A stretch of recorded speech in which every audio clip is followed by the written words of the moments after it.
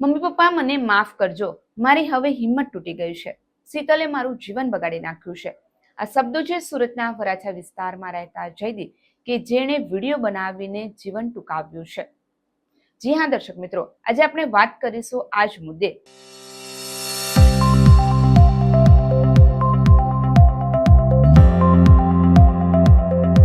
નમસ્કાર, હોટલાઇન ન્યૂઝની સાથે હું છું સોનલ.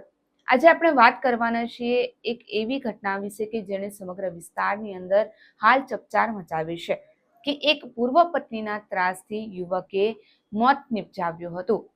વાત કંઈક એમ છે કે સુરતના વરાછા વિસ્તારમાં રહેતા 30 વર્ષીય જયદીપ કે જે વ્યાપારી છે, આ યુવકે જીવન ટૂંકાવ્યું છે. ગુજરાતમાં પ્રેમ કરીને પ્રપંચ કરવાની ઘટના અવારનવાર પ્રકાશમાં આવતી હોય છે, ત્યારે સુરત શહેરમાં પણ કંઈક આવું જ બન્યું છે. 30 વર્ષીય યુવકે પ્રેમના પરિણામે દગો મળ્યો અને દગાને અંતે તેણે પોતે મોત નિપજાવ્યું અને દગાને અંતે યુવકે વિડીયો બનાવીને પોતે આત્મહત્યા કરી લીધી.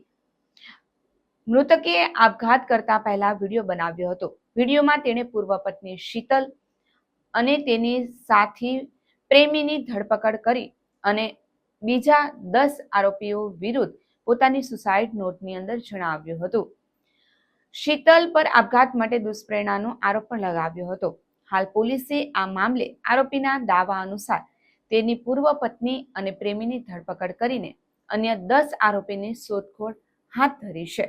જયદીપે 2023માં શીતલની સાથે પ્રેમ લગ્ન કર્યા હતા, પરંતુ લગ્નમાં જીવન બાદ વારંવાર ઝઘડા થતા હતા. વિડીયોમાં જયદીપે જણાવ્યું હતું કે શીતલ મને અને મારા પરિવારને હેરાન કર્યા છે. તેને ખોટા કેસ કરાવ્યા અને ઘરે આવીને ધમકી આપી. મારી હિંમત તૂટી ગઈ છે. એને મારી જિંદગી બગાડી નાખી. શીતલના આગ્રહ પર અન્ય સગાઈ તોડીને લગ્ન કર્યા હોવાનો પણ ઉલ્લેખ દર્શાવ્યો છે.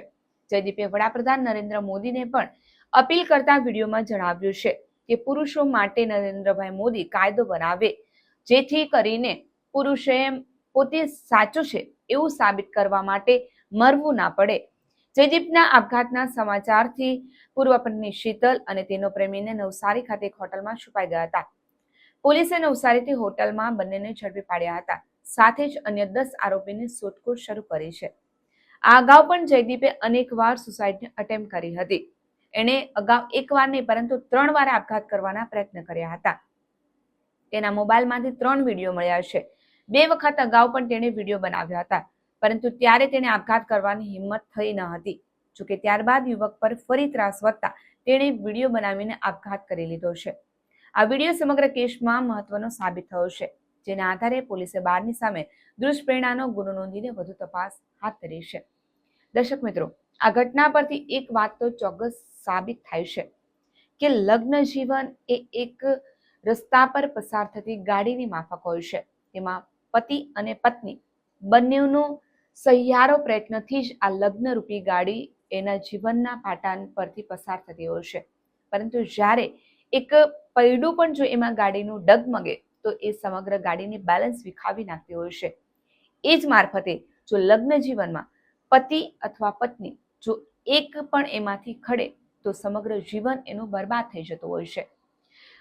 પ્રેમ કરે અને ત્યારબાદ એની અંદર કોઈ પણ પ્રકારની ઘટના નીપજે, ત્યારબાદ ઝઘડા ઉદ્ભવે અને ફરી એ ઝઘડા એટલું મોટું સ્વરૂપ ધારણ કરી લેતું હોય છે કે કોઈ એકે જીવન ટૂંકાવવાનો વારો આવે. તમે વિચાર તો કરો, શરૂઆતમાં એ જ્યારે પ્રેમ થયો હોય ત્યારે એ બંને જણ વચ્ચે એ એકબીજાને એક પૈડાની માફક હોય છે. લગ્ન જીવન ખૂબ જ સરળતાથી પસાર થતું હોય છે, પરંતુ કોઈક એક અણબનાવ જ્યારે એક વ્યક્તિની જિંદગી બરબાદ કરતી હોય છે, આખા પરિવારને વેર વિખેર કરી નાખતો હોય છે. આના પરથી એક વાત તો ચોક્કસ સાબિત થતી હોય છે કે લગ્ન જીવન માટે પતિ અને પત્ની બંનેમાં સહનશીલતા, પ્રેમ અને લાગણી હોવી ખૂબ જ જરૂરી છે. લગ્ન જીવનમાં દરેક વચ્ચે ઝઘડાઓ થતા હોય છે, દરેક વચ્ચે તકરાર થતી હોય છે અને જીવનની અંદર આવી નાની મોટી મુસીબત આવી જતી હોય છે, પરંતુ ક્યારેય પણ એકબીજા પર લાગણી કે એનો પ્રેમ ઓછો ના થવો જોઈએ. ક્યારેય પણ એકબીજા પર શક ના થવો જોઈએ. જો એ ગાડી ડગમગશે તો તમારું જીવનને વેર વિખેર કરી દેશે. અને આ વિડીયોમાં જે રીતે જયદીપે વડાપ્રધાન નરેન્દ્ર મોદીને પણ એક અપીલ કરી છે કે તેઓ પુરુષો માટે કાયદો બનાવે, જેથી કરીને પુરુષોએ પોતે મરીને એ સાચા છે એવું સાબિત ન કરવું પડે. એટલે કે હંમેશા કાયદો એ સ્ત્રી તરફેણમાં હોય છે અને પુરુષો માટે એ જ્યારે સ્ત્રી એને ખોટા કેસ કરીને ફસાવતી હોય છે, એના પર ખોટા આરોપો કરતી હોય છે અને હંમેશા સમાજ પુરુષને જ વિક્ટિમ માની લેતી હોય છે, ત્યારે અત્યારે હાલ સમાજે પણ ચેતવાની જરૂર છે. સમાજે પણ આ બાબતે આગળ આવવાની જરૂર છે કે વાક એ માત્ર ને માત્ર યુવાનોનો, માત્ર ને માત્ર પુરુષોનો ક્યારેય હોતો નથી. એક હાથે તાળી ક્યારેય પડતી હોતી નથી. એમાં બંનેની ભૂલ હોય ત્યારે જ આટલું મોટું જે પરિણામ એનું આવતું હોય છે. તેથી સમાજ માટે પણ આ એક લાલ બત્તી સમાન કિસ્સો છે અને પ્રેમ થયા બાદ એમાં સહનશીલતા, એમાં લાગણી, એમાં પ્રેમ એ પણ જરૂરી છે, જેથી કરીને નાની મોટી મુસીબત આવે ત્યારે પણ જીવન એક સરળતાથી એ મુસીબતનો સામનો કરી શકે. તમારું શું માનવું છે આ અંગે અમારા કમેન્ટ બોક્સની અંદર જરૂરથી જણાવજો. જો તમને અમારો આ વિડીયો ગમ્યો હોય તો લાઈક, શેર અને કમેન્ટ કરવાનું ચૂકશો નહીં અને અમારી યુટ્યુબ ચેનલને સબસ્ક્રાઇબ ચોક્કસથી કરજો. જો તમે અમને ફેસબુક પર જોઈ રહ્યા હોય તો અમને ફોલો કરજો. આવા જ નવી વિગત સાથે આપણે ફરી મળીશું. હાલ મને રજા આપશો. નમસ્કાર.